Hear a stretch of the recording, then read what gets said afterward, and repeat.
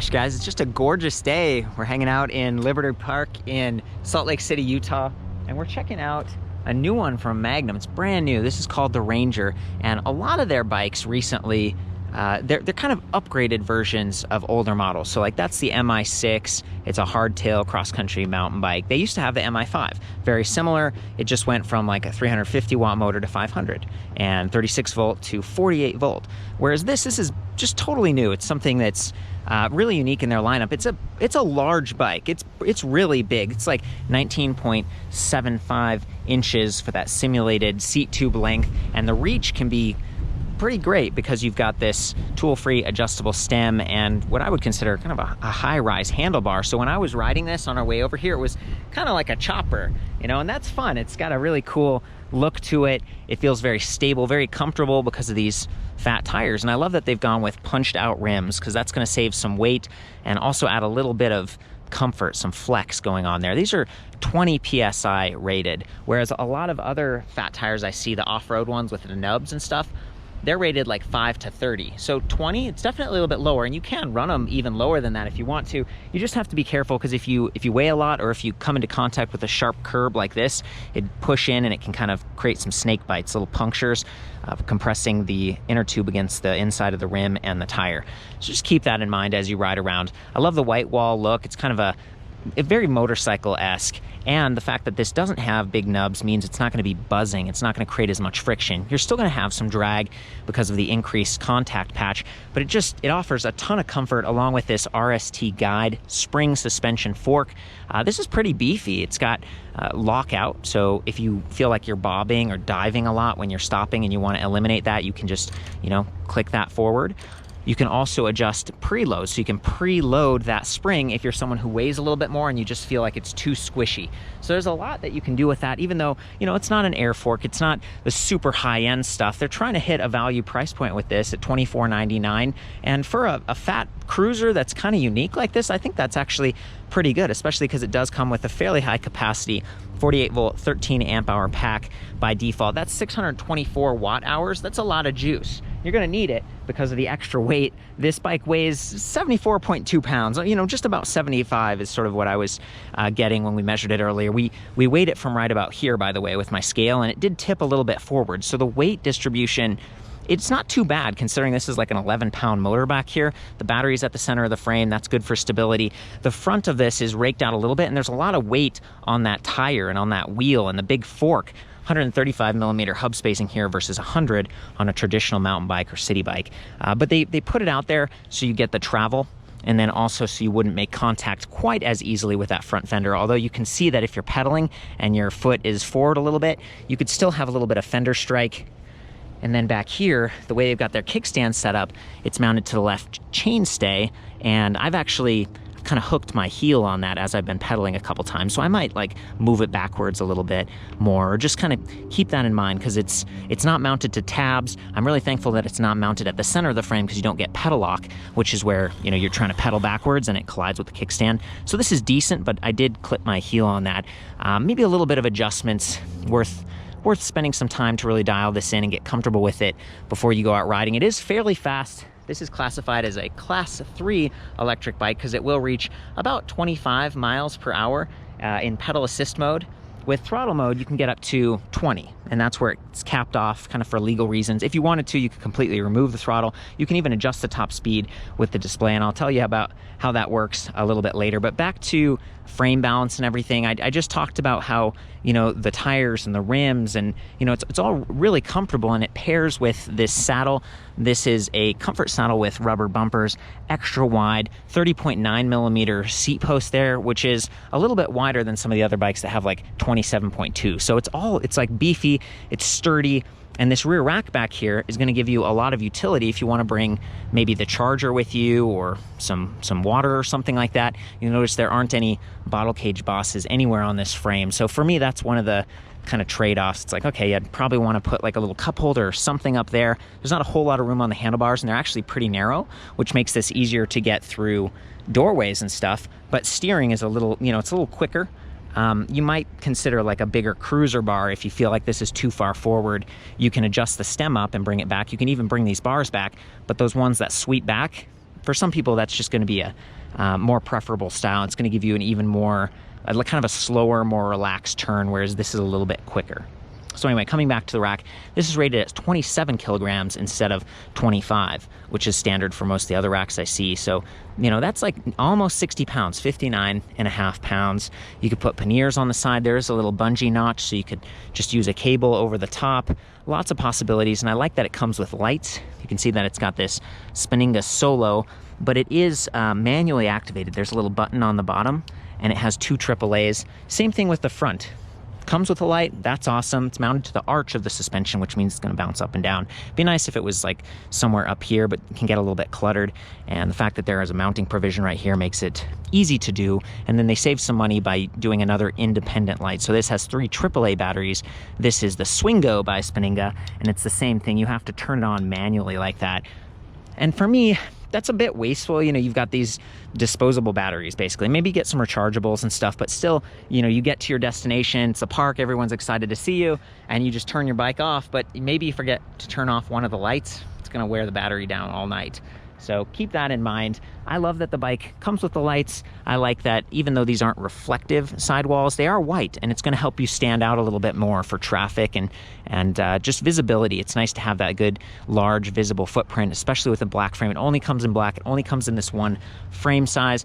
And then these fenders, these are steel, which tend to be a little bit sturdier, and you can see how wide they are. They're like 110 millimeters wide, and that's going to give you good coverage side to side. This one doesn't go quite low enough to completely protect your foot and ankles.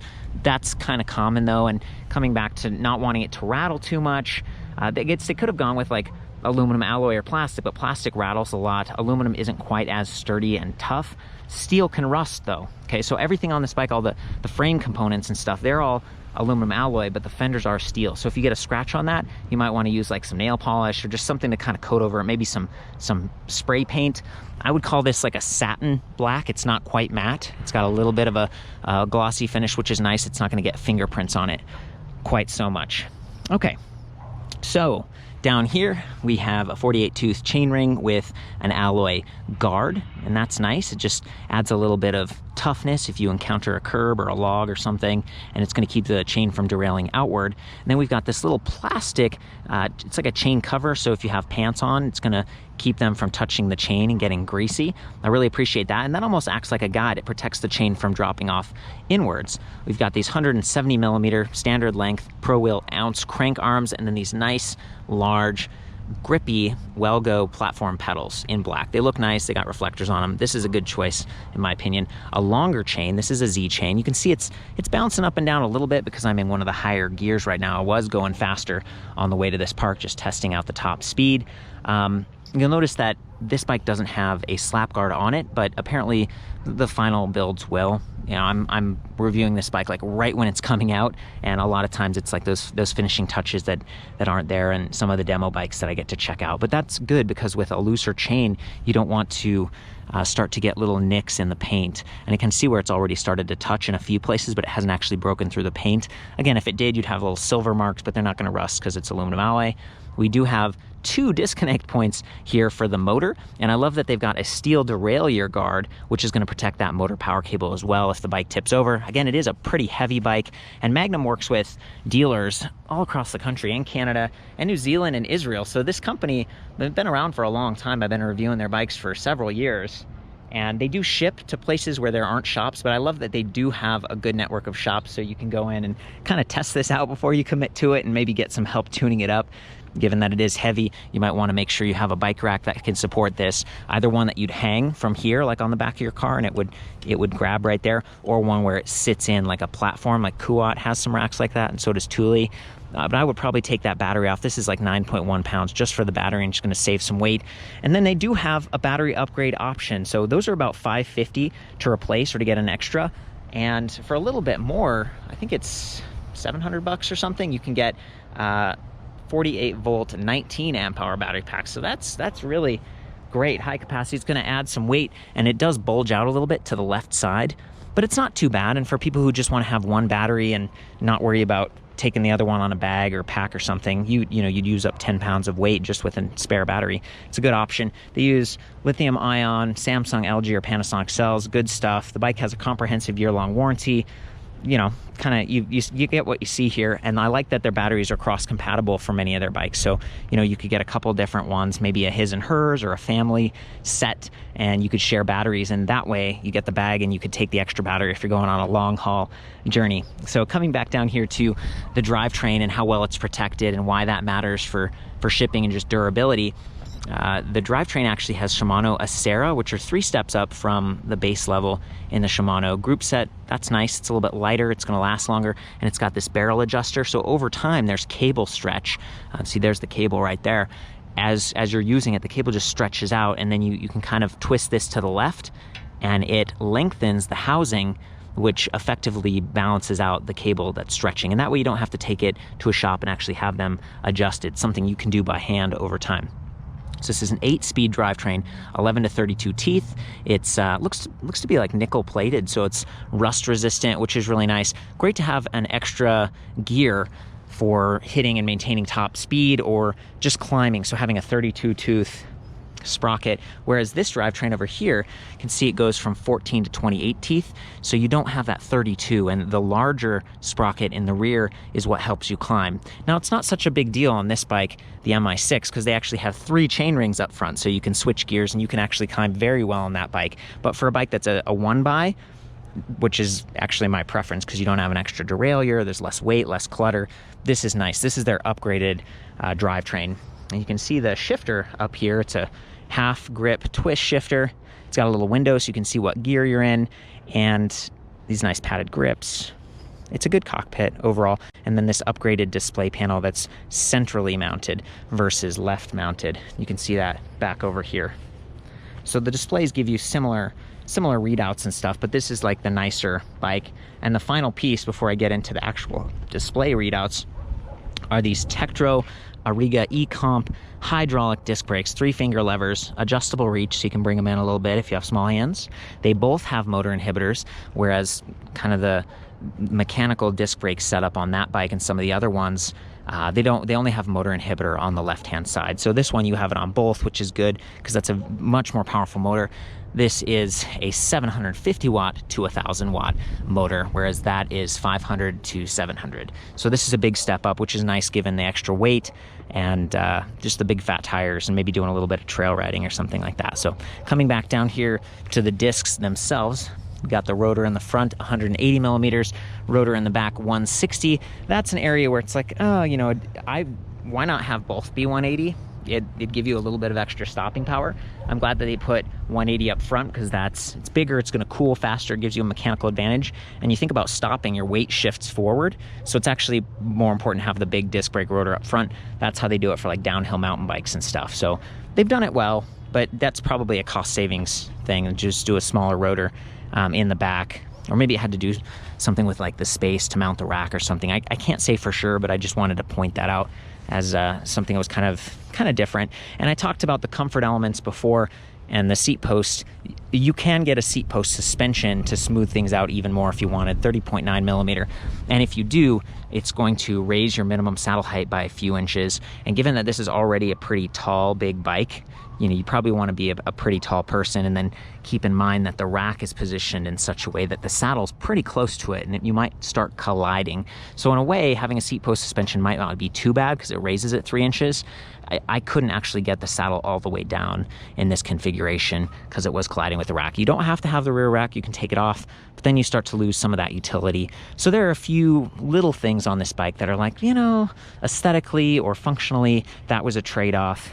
The disc brake and everything. And then if we come up here to the front, you can see the motor controller box. It's a bit external. It's visually, it stands out a bit. It blends in nicely with the all black paint, although we have gloss here, satin. There's a little bit of a mix and match going on. I don't mind this being separate because it does make those batteries less expensive to replace, and these controllers produce a bit of heat, especially with a higher torque drive system like we've got here and 48 volt system. So if this is heating up but it's separate from those battery cells, that's a good thing because extreme heat and extreme cold is kind of hard on the batteries and can shorten their life cycles. And then up here we do have a USB charging port. All their batteries have this, and I double checked with them. They're like, yeah, it works. I plugged my phone in and it did start to charge, and I have an iPhone, so this must be at least, it's like 5 volt 1 amp. I don't know if it's 2 amp or not, but it did work, and that's great. If you were charging while you're riding, I would try to get like a right angle USB adapter from Amazon or something, or I would just use this off the bike. It's just something that you want to make sure it doesn't get snagged while you're pedaling, and it is nice to have a little battery backup going on. And then there is an on-off sequence here, so you can see the lights are on right now. If you haven't used this bike for a while and you're up here trying to turn it on and you're like, well, why isn't it working? Make sure you tap that and turn on the battery, because it seems like it goes to sleep. So we have done that, getting ready to turn it on. We have a power button up here. The LCD clicks right on very quickly.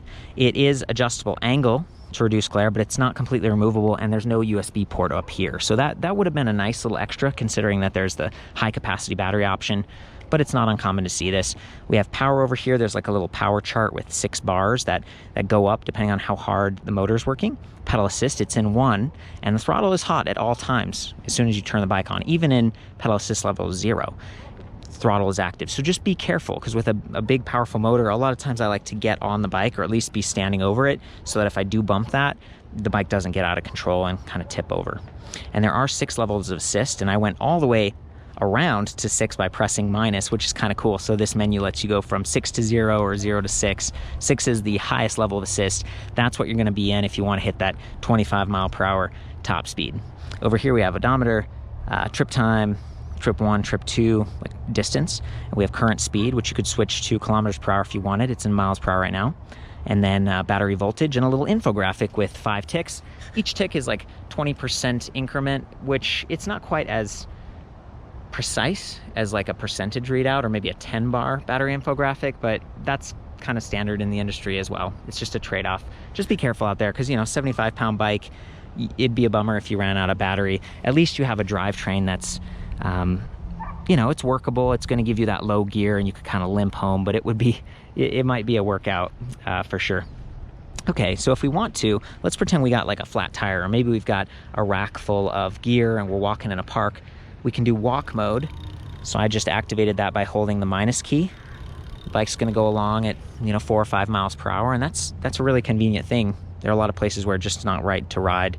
You can hold the plus button, and it turns on backlighting on the display, but again, it does not activate those lights. They're independent, so think about that. There are a lot of times where I'll hop onto a bike and I'm like, ready to go, and I'm like, oh, I got to turn on the lights, and then I have to get off again, and if I didn't turn the bike off and then I bump the throttle and it takes off, it could be it's a little extra, something to think about. You can hold the plus and minus keys, and it actually brings up a password, and that's where you can go and you can lower the top speed if you're someone who says, I don't want to go, maybe I just want to go 15.5 miles per hour, or maybe it's a family member and you're like, let's keep it safe for them.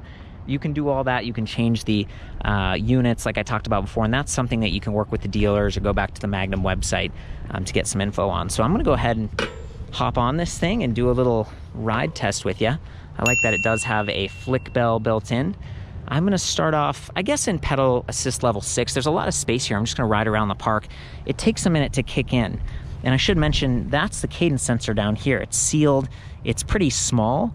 It just feels durable, and it's got 12 magnets inside, so it's a higher resolution sensor, which is great because that means you don't have to pedal as long before it activates. It's not a torque sensor, so it's not about how hard you're pushing. It just measures, are you pedaling at all? A lot of times what I'll do in real life is I'll use the throttle for a second to kind of get the bike going, and that way I don't have to strain my knees, and then I start pedaling when it's a more comfortable cadence. But in this case, I have a camera in my hand, so I'm going to just kind of push forward like this, and then start pedaling.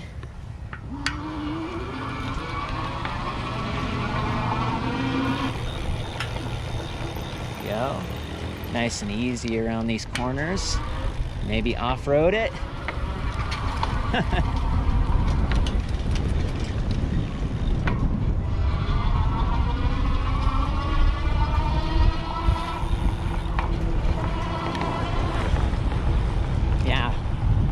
Very comfortable bike, and it is fairly stable because of those fat tires, so I can ride with no hands like this, and even at lower speeds it's not feeling out of control. Look at this nice lake. I'm gonna do some climbing here. just to demonstrate the power. So we got that big hill, and I'm just pedaling in a fairly high gear. There we go. We made it. We made it with one hand, and I really was not pushing very hard. So it just gives you a lot of freedom to explore. Okay guys, I wanted to give you the third person perspective. We got Alec here from Magnum, and yeah, he's gonna take the Ranger and just pedal along for a minute so you get a sense for what it looks like. Go for it, dude.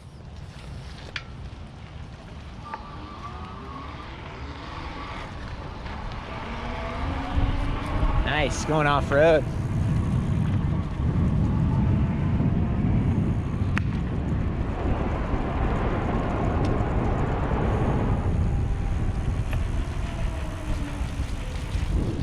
Beautiful. Love that suspension.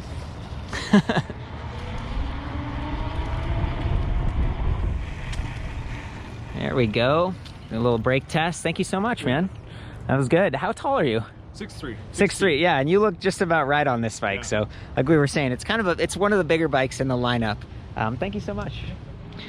Okay guys, you are connected to the seat post, and from here you can see that chain. I'm gonna do some on-road, some off-road. I'm gonna start with the throttle so you can hear the motor, and then I'm going to go into pedal assist so you can see how quickly it responds. And that way you get a sense for that like cadence sensor, and ultimately try to hit that top speed too. So here we go.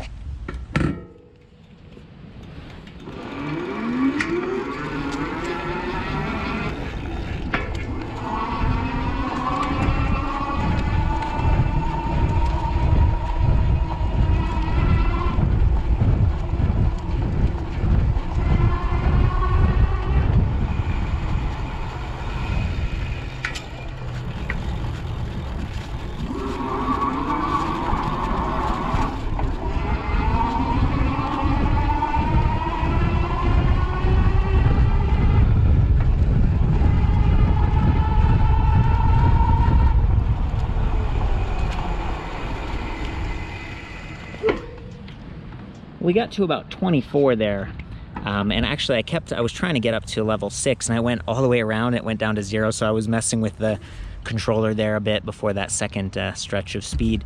Hope that gives you a sense for what it's like.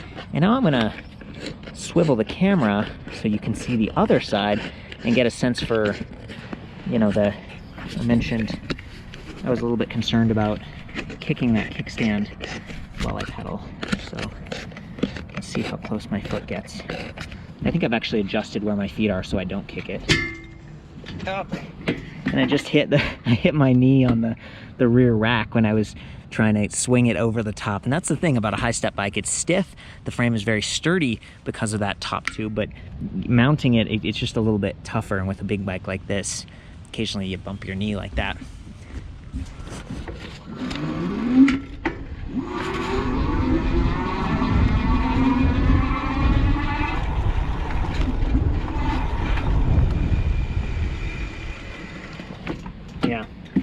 Yeah, I put my foot where it's the most comfortable, but it's colliding there, so I'd probably try to move that back. I'm not sure what the ramifications would be.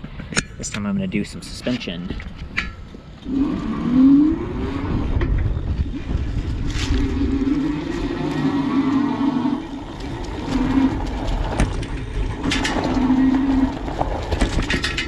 Nice. Yeah. Just feeling super comfortable. I love these big tires. They're smooth, they're quiet, but they're really plush. Hey guys, we made it back to the shop, and I wanted to show you what the charger looks like. Comes with some tools and stuff. 1.5 pounds, 2 amp, which, you know, it's decent. 6.5 hours to charge the stock battery, but if you got the high capacity battery, it could be taking, like, you know, quite a while to fill that. So that's one area where it's probably just an affordability thing. Now that we're back, you just need to remember to turn off those lights for sure. I love the way the throttles are set up on these Magnum bikes because they override all levels of assist at full power. So you've really got just everything you need with a bike like this. Maybe you've lowered the tire pressure and you're out on the sand, or there's some snow or something. These fat tires can work pretty decently. Again, these ones don't have like the knobby tread, so be careful, but there's just a lot of float, a lot of comfort. We got some good comments on the way here. There was a woman just sitting outside on her patio, and she's like, nice bike, what is that? So it's got that fun appeal. And then one more area to keep your eye on, these tool-free stems are nice because they're highly adjustable. You don't need tools, but they aren't necessarily quite as like strong all the time. Like over time, I feel like they can get loose a little bit. And then I was noticing on the way over here, I went off a curb and it kind of like, it adjusted a little bit. It moved. And there are teeth in there that over time, if it's not tight, those teeth can kind of get worn down, and then it's going to get even looser. So this bolt right here, I think if you tighten that one, yeah, then it pulls and it creates a tighter clamp. So keep that in mind, especially given that longer reach. And if you're a bigger person, you've got stronger arms, you could be, pulling that out of place. There you go. I'm pretty impressed. A lot of fun on this. Neat to see Magnum branching out and bringing some unique products. For the full written review on the Ranger and all of the other Magnum electric bikes, I'll see you back at electricbikereview.com. Of course, have fun out there, ride safe. I love you guys. Hopefully we'll see you out on the trail enjoying a beautiful day like this, and maybe rescuing a barking dog or something. Have fun. We'll see you next time.